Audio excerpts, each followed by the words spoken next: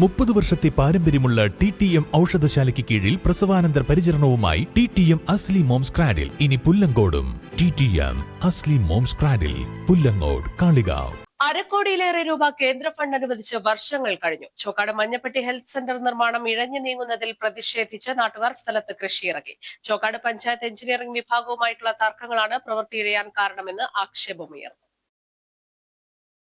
അരക്കോടിയിലേറെ രൂപ കേന്ദ്ര ഫണ്ട് അനുവദിച്ച് വർഷങ്ങൾ കഴിഞ്ഞിട്ടും ചോക്കാട് ഗ്രാമപഞ്ചായത്ത് പരിധിയിലെ മഞ്ഞപ്പെട്ടി ഹെൽത്ത് സെന്റർ നിർമ്മാണം പൂർത്തിയായില്ല. പ്രവൃത്തി ഇഴഞ്ഞു നീങ്ങുന്നതിൽ പ്രതിഷേധിച്ച് നാട്ടുകാർ നിർമ്മാണ പ്രവൃത്തി നടത്തുന്ന തറയിൽ കൃഷിയിറക്കി. വാഴ, കപ്പ, കൈതച്ചക്ക, ചേന, ചേമ്പ് തുടങ്ങിയ കൃഷികളാണ് സ്ഥലത്തിറക്കിയിരിക്കുന്നത്. 55 ലക്ഷം രൂപ ചിലവിൽ 15ാം ധനകാര്യ കമ്മീഷൻ പഞ്ചായത്ത് മുഖേനയാണ് ഹെൽത്ത് സെന്റർ നിർമ്മിക്കുന്നത്. ഹെൽത്ത് സെന്റർ നിർമ്മാണത്തിന് ചോക്കാട് പഞ്ചായത്തിന് സർക്കാർ ആരോഗ്യവകുപ്പ് മുഖേന ഫണ്ട് കൈമാറി 3 വർഷമായിട്ടും നിർമ്മാണ പ്രവൃത്തി ഇപ്പോഴും ഇഴഞ്ഞു നീങ്ങുകയാണ്. ഏറെ വിവാദങ്ങൾക്കും പ്രതിഷേധങ്ങൾക്കും ശേഷം പഞ്ചായത്ത് തെരഞ്ഞെടുപ്പിന്റെ തൊട്ടുമുൻപ് നിർമ്മാണ പ്രവൃത്തി ആഘോഷപൂർവ്വം തുടങ്ങിയെങ്കിലും ഫില്ലർ മാത്രം നിർമ്മിച്ച് പാതി വഴിയിൽ ഉപേക്ഷിച്ചതുപോലെയാണ്. ഹെൽത്ത് സെന്റർ വിവാദം പഞ്ചായത്ത് തെരഞ്ഞെടുപ്പിൽ വലിയ ചർച്ചയായിരുന്നു. പഞ്ചായത്ത് തെരഞ്ഞെടുപ്പ് കഴിഞ്ഞ് പ്രവൃത്തിയും നിലച്ചു. വാർഡ് ഭരണം തന്നെ മാറിയിട്ടും ഹെൽത്ത് സെന്റർ നിർമ്മാണത്തിൽ ഒരു പുരോഗതിയും ഉണ്ടായിട്ടില്ല. പൊളിച്ചിട്ടിട്ട് ഒരുപാട് വർഷങ്ങളായി. അപ്പോൾ ഉദ്യോഗസ്ഥർ അനാസ്ഥതയിലുണ്ടായിരുന്നു. അപ്പോൾ കാളികാവ് എക്സിന്റെ അടുത്ത് ഒരു പ്രാവശ്യം ഞാൻ തന്നെ പോയി സംസാരിച്ചപ്പോഴാണ് രണ്ടാമത് ഇതുമേ ഈ ഫില്ലർ വർക്ക് വന്നത്. അതുവരെ ഇത് ഈ ഫില്ലർ ഇല്ലായിരുന്നു.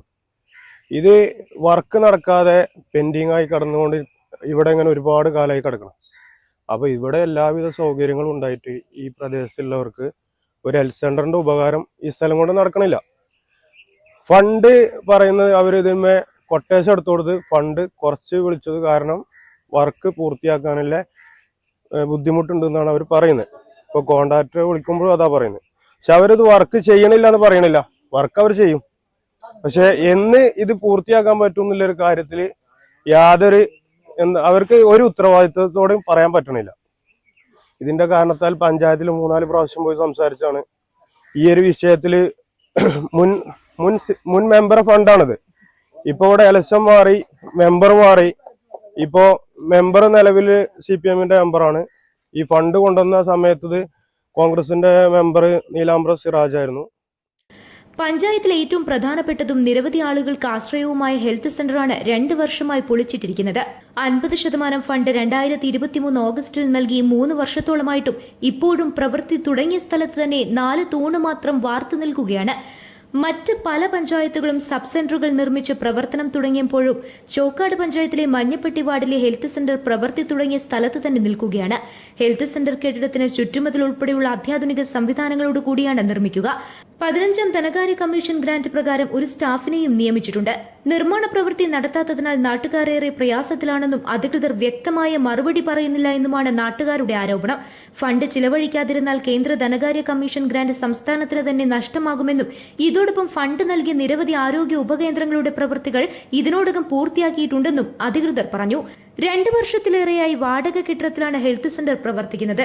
കൃഷിയിറക്കി നടത്തിയ സമരത്തിന് സാലിഹ് മഞ്ഞപ്പെട്ടി, മിൻഹജ്, സഫാൻ മഞ്ഞപ്പെട്ടി, അൻസഫ്, ജലീൽ, ഇർഷാദ് പുഴയ്ക്കൽ തുടങ്ങിയവർ നേതൃത്വം നൽകി. ഇതിപ്പോ കുറെ കാലമായി ഇതിങ്ങനെ കടക്കാൻ തുടങ്ങിയിട്ട്. കോൺട്രാക്ടർക്ക് വിളിക്കുമ്പോൾ ഓരോ സമയത്ത് ഓരോ പ്രശ്നങ്ങളാണ് പറയുന്നത്. ഇതുവരെ ഉണ്ടായിരുന്നത് വെള്ളമില്ല എന്നുള്ള പ്രശ്നങ്ങളാണ് ഉണ്ടായിരുന്നത്. അപ്പൊ അത് കഴിഞ്ഞിപ്പോ എന്തോ ലീവില് പോയി. ഇപ്പൊ പുതിയ ആള് ചാർജ് എടുത്തു, ആരൊക്കെയാന്ന് പറഞ്ഞു. ഇപ്പൊ ഞങ്ങൾ ഇപ്പൊ വീണ്ടും കാളയാവ് പോയി ഓരോരട്ടം വന്നിപ്പോ വീണ്ടും ഇതേപോലെ തന്നെ കിടക്കുകയാണ്. News bureau, Chokkad.